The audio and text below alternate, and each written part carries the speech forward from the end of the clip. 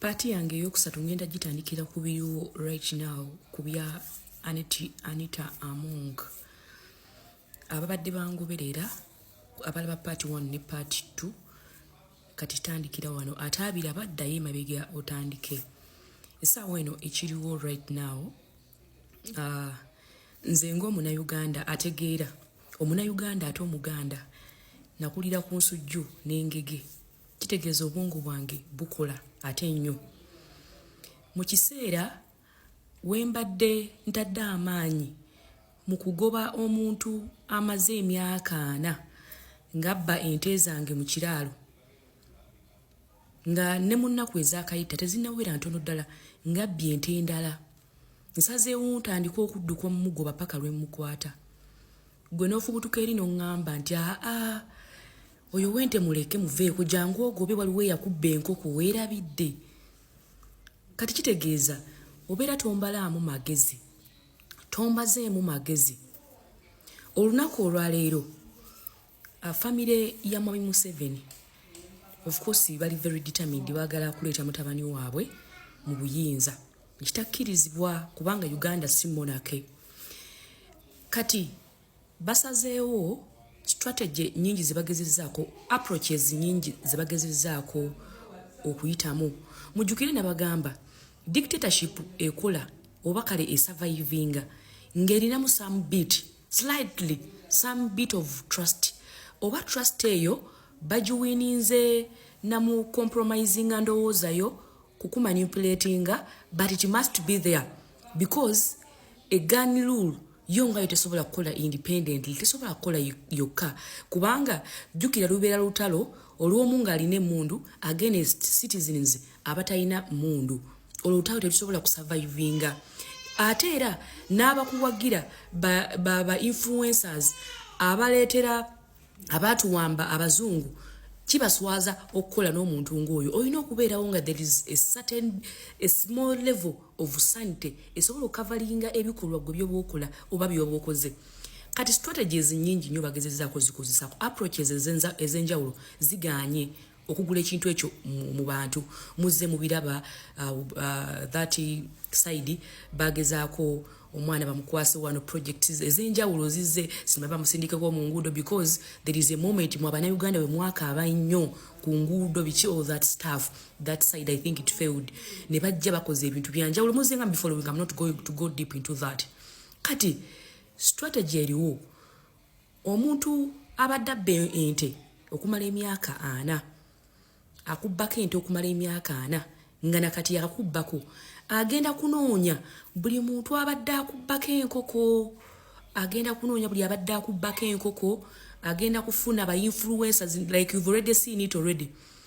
Nzijukira otuweredde emabega nga tugenda akalulu kano nga ndoza gubadde gwakuna just from nowhere ngenda okulaba ku X you know there's a way how nfogoberera ebintu neze njagala nnyo okulowooza ne ngamba kino kitegeeza kino naye ate kyekira kiyinza okuba nga kitegeeza nga tuli wakati mu Bannayuganda nga banoonya accountability ku kalulu ke babaddemu. Baganda baffe bangi bali mu makomero lw'akalulu because that is all corruption nga bali mu kubuuza ebibuuzo just from nowhere a smaller team ku X nevayo netandika ne parliamentary exhibition ne baddamu eyaliwo oluli mu 2022 ne baddamu ne bagizuukusa at this very moment nga Bannayuganda babuuza akalulu byemwaka akalulu ensi yonna eva yegamba akalulu mu Uganda tekaliwo. It was a military operation. Reports z'enjawulo zikoleddwa abantu bakyali mu makomera olw'akalulu ne ngamba parliament ey'e12 etannabana kulayiriramu like they have not yet sworn in. I don't care how individual right now I'm not going to care how exactly individual MPs got into this 12th parliament. Nebuuza mu bwongo bwange nengamba parliament etannabana kulayira kuyingira ye12 batandikiddewo exhibition at this moment we tuli mu kubuuza Mwami Museveni akalulu ani yakamuwa yakawangula atya era nagenda kuzimu tweets ezaali zikolebwa muganda wange gwenjagala ennyo Spire n'omulaba mita that girl is called Atwaire you know, and even other people. I was like, Nemwe, Kusaa wene we tuli mu kubuuliza Mwami Museveni yawangula ati akalulu ensi yonna ine eri mugamba nti was a military operation. Mulowooza it is the right moment okutandika okutujjukiza biki parliament ye-11 byebadde ekola. Lwaki we don't do fast things fast? I remember I think that Dr. Spire came out and responded nakuba kakatuni akali kalaga nti results ezava mu kalulu kwa president tezirabikako naye ate okweyayira ko kusemberedde ddala kwengedde, you know. Kati ng'ekyo kitegeeza ki? Kikulaga nti strategy eno ebadde eri mu processing ezimbibwa. Era waliyo ndowooza some of their great thinkers abagamba nti no, this is the best way you're going to approach this. Bannayuganda bakoyeddwa abali b'enguzi. Bw'aboogera ku bakoyeddwa abali b'enguzi, ne family ebadde eri enguzi ebadde ba Uganda okumala emyaka 4. It is part of that. Kati yes, tukimanya abantu babakoyera tebabaagalako. Naye mwe kye mugenda okukola, mugenda kuteekawo narrative eraga nti mwe muli very determined, eraga nti byonna ebifeerinze mu gavumenti yammwe mu myaka 4 bibadde bireetebwa bano abantu. Imagine bw'oba badde ogoberera, bibadde just small faces. Nga bomb system bagenda basigalewo naye nga faces ezikola ki zezikyuka nti ono azze amazeewo emyaka 5 oyo mukube, ono amazeewo wekiti myaka 5 mukube, like that stuff. So gwe nga kye baagala okulowoozesa nti ogenda kujja obwongo bwo kukugoba omuntu abba ente ezo otandika okufokasinga ku b'enkoko. Yes, tekitegeeza nti ow'enkoko oba omuntu akubbako enkoko omwagala, naye bw'oba osobola okuzimba capacity esobola okukabinga, capacity esobola okujjawo, capacity esobola okukwata ababbi b'ente, kitegeeza ogenda kubanga very easy osobola okukwata otujja tubbe obukubbako obuno enkoko.